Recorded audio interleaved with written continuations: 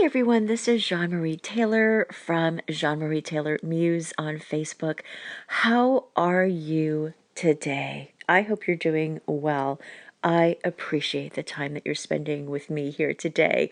I'm kind of excited. I don't know how it happened because again, if you if you heard several messages ago, my disclosure, I am such a shy person, so I have no idea how this has happened, but I'm actually over 60 subscribers. So I know you guys are like, yawn, that's just 60 subscribers. But to me, a shy girl, that's huge. So anyway, thank you everyone for subscribing.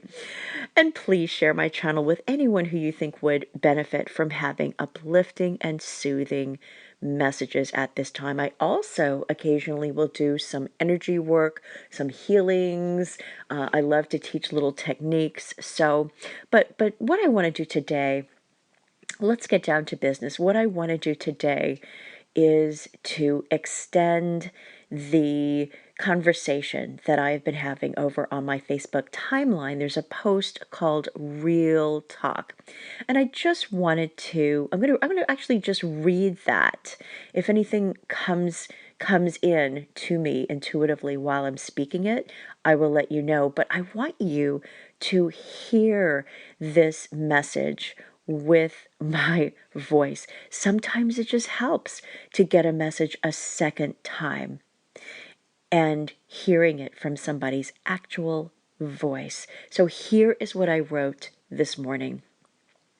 And by the way, I'm sorry, I have a stuffed up nose. It's allergies, nothing more serious, but I'm just mentioning that in case anybody notices. So my post said this.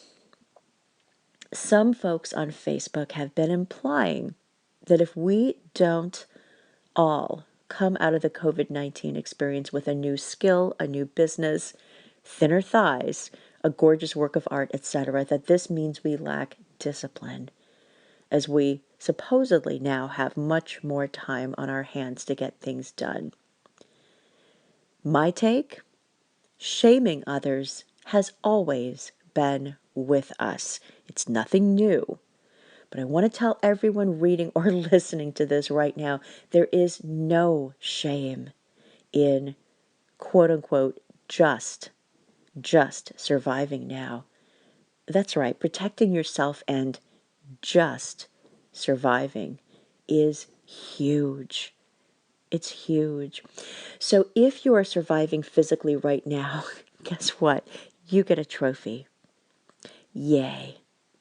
And I want you to notice how simple it is to start to feel good about yourself and your life when you are able to recalibrate your expectations for yourself. And by the way, it's really appropriate that we do that right now. We must recalibrate our expectations for what we're going to be capable of and just in general for what's happening right now in the world. We're going to have to recalibrate our expectations for other people as well, right? So at any rate, let's go back to talking about you. If you are surviving emotionally, you get a trophy as well. Even if you are nervous, even if you are cranky or irritable or you feel like crying much of the time, you still get a trophy. If you are on most days able to stay connected to friends and family members at this difficult time, you get another big trophy. And you don't have to do it perfectly. It's okay to go off by yourself and have some time to yourself.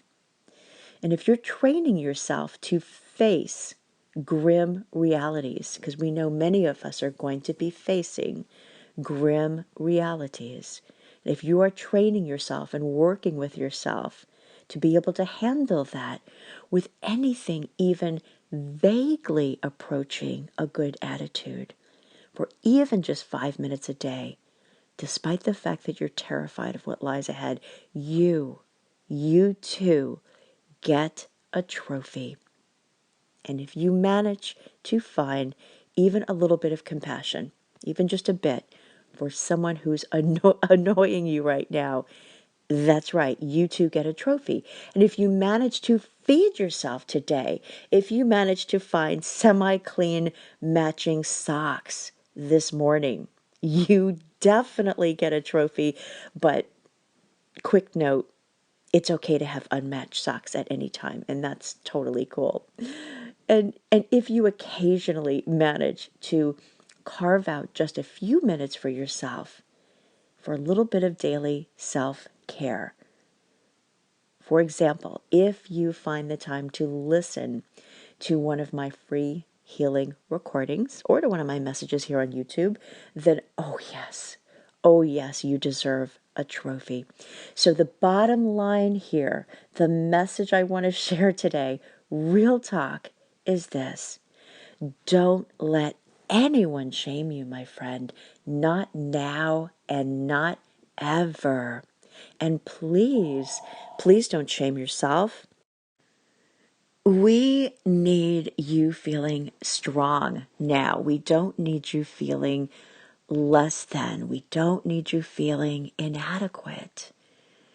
And the truth is that you were born into this place, into this time, into this struggle for a reason. So we need you to be digging deep and, yes, finding resources in yourself that you didn't know that you had. But what we don't need is you feeling like you have to live up to somebody else's hollow standards.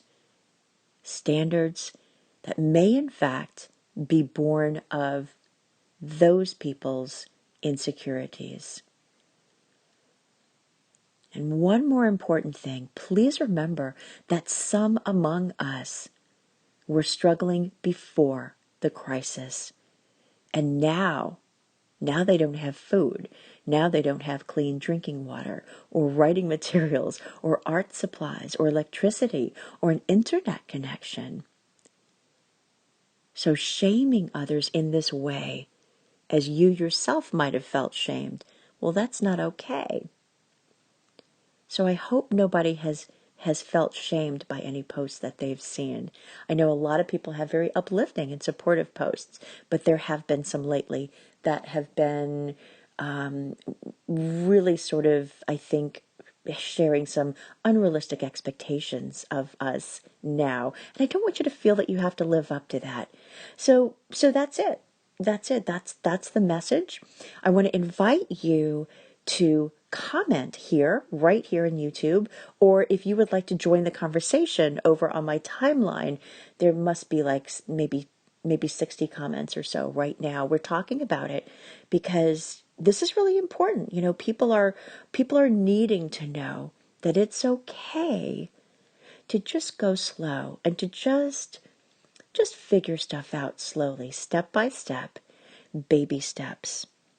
Baby steps. We will all get through this, but it's going to be a matter of baby steps and not expecting ourselves to do huge things. So, thank you so much for listening, everyone. I'm going to upload this now to my YouTube channel, and I hope you've enjoyed this message today. Lots and lots of love to you, and I'll talk to you again really soon.